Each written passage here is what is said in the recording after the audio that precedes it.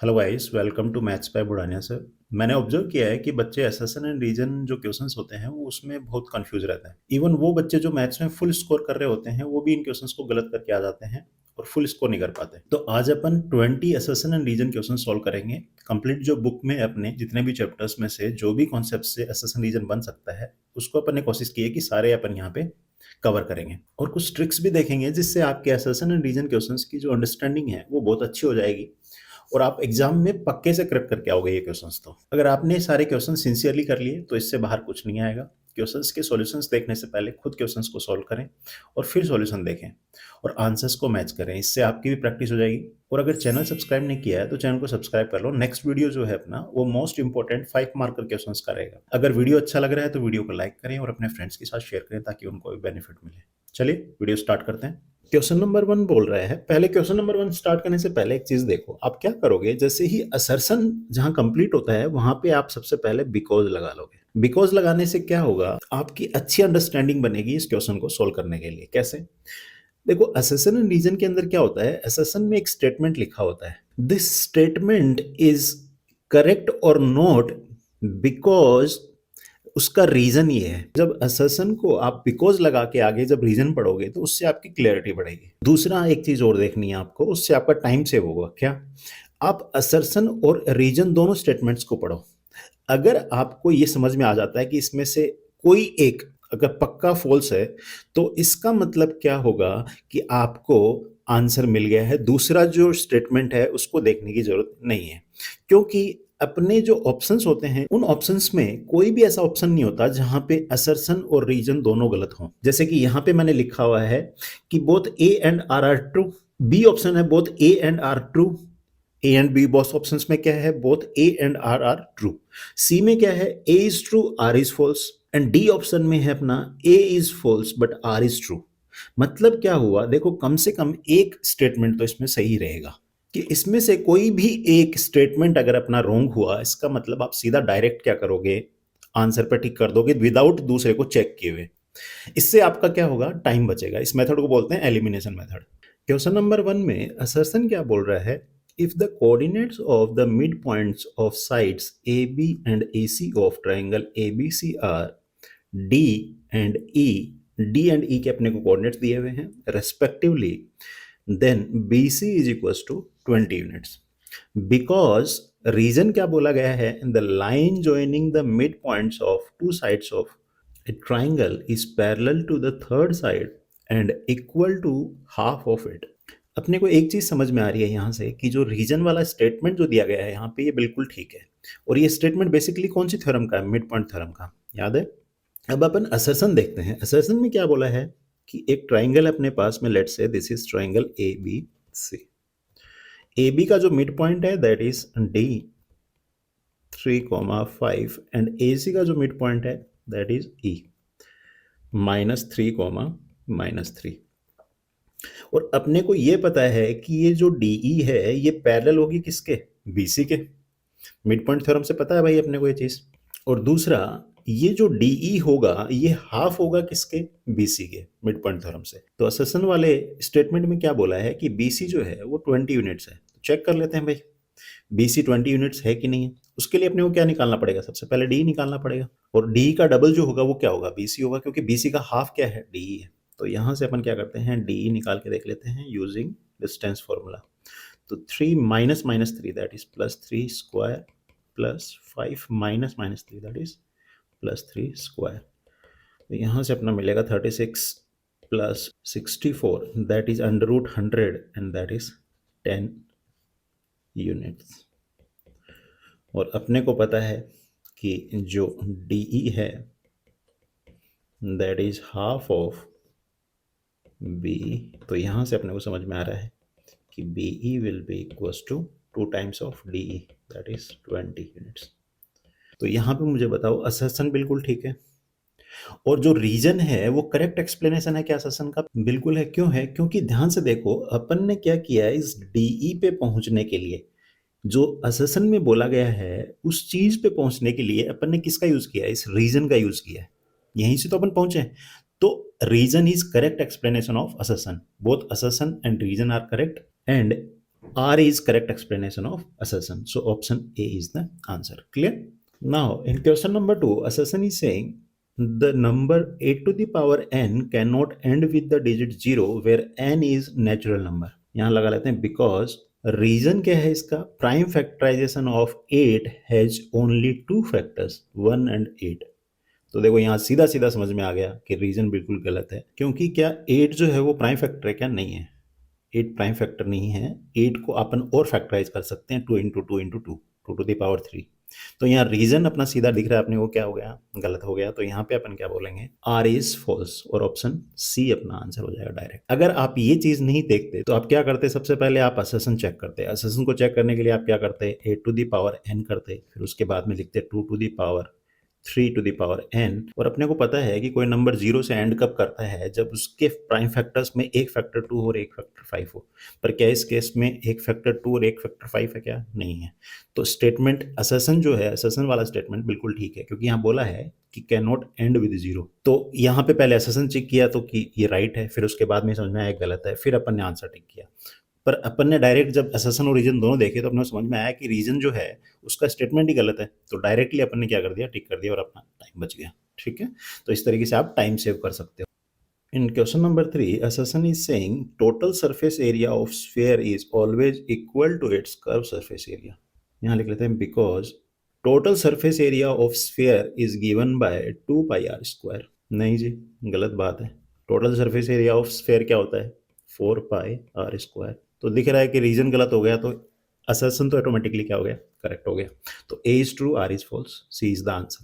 Assertion को भी देख लेते हैं एक बार अंडरस्टैंडिंग के लिए। एग्जाम में आप सीधा क्या करोगे? टिक करके आगे बढ़ जाओगे, टाइम वेस्ट नहीं करोगे। ठीक है, तो असर्शन अपन देख लेते हैं, समझ लेते हैं। The total surface area of sphere is always equal to its curve surface area. बिल्कुल भाई, जो अपना स्फीयर होता है उसके अंदर उसमें सारा जो एरिया होता है वो कर्व्ड ही होता है भाई, है ना? ये सारा क्या है? कर्व्ड सरफेस एरिया है। तो assertion is true but R is false. Okay, next है अपना क्वेश्चन नंबर 4। ध्यान रखना है, ये इंपॉर्टेंट क्वेश्चन है ना।